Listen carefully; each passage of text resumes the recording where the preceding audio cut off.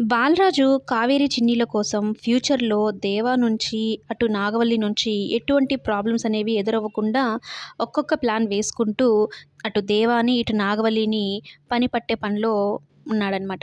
అయితే మొదటగా దేవాకి ఒక సర్ప్రైజింగ్ గిఫ్ట్ పంపించి, నేను నీ శ్రేయోభిలాషినంటూ ఒక ఫోన్ కూడా పంపిస్తాడు. ఫోన్ చేసి, నేను నీ ముందు ఉండే రోజు అంటే నువ్వు నన్ను చూసే రోజే నీ పత్రం ఆల్మోస్ట్ అయిపోయి ఉంటుంది అనైతే చెప్తాడు. ఎవడ్రా ఎవడ్రా నువ్వు కోపంగా అరుస్తున్నా కూడా దేవా ఎంత భయపెట్టినా కూడా ఏమాత్రం భయపడకుండా బాలరాజు నీ స్మగ్లింగ్ దందాని పట్టించింది నేనే. నీ పత్రం ఇంక స్టార్ట్ అయింది అంటూ బెదిరిస్తాడనమాట.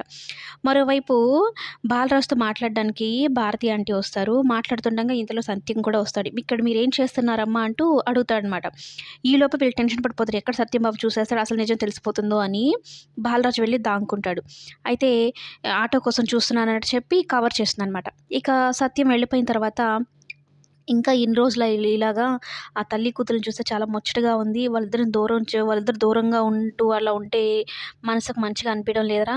అలాగే వాళ్ళిద్దరు కలిసే రోజు, మీరు భార్యాభర్తలుగా కలిసే రోజు కోసం నేను చూస్తున్నానురా అన్నట్టు చెప్తుంది. చిన్నీని వాళ్ళిద్దరిని కలపడం ఒక్కటే చాలు నాకు. కావేరి నాతో కలిసున్నా లేకపోయినా నేనేం కోరుకోవడం లేదు చిన్నమ్మ. ఆ రోజు ఒకటంటూ వస్తుందంటావా అసలు? నాకైతే నమ్మకం లేదు కానీ చిన్నికి మాటిచ్చిన ప్రకారం నేను వాళ్ళిద్దరిని కలపాలి. ఖచ్చితంగా త్వరలోనే ఆ రోజుంటుందని చెప్తాడనమాట. అయితే నాగవల్లి ఈ జైలర్ భైరవిని కావేరినా కాదని చెప్పి స్కూల్‌కి పంపించింది కదా! అయితే తన ప్రవర్తన, మాట తీరు ఇదంతా చూసి కావేరి కాదేమో మేడం, కావేరి పోలికలతో ఉంది కానీ ఆమె వేరేలా ఉంది అంటే నాగవల్లికి కోపమొస్తుంది. కావేరి అయ్యుండొచ్చు, కాకపోయుండొచ్చు కాదు. ఖచ్చితంగా అది కావేరి అయ్యుంటుంది.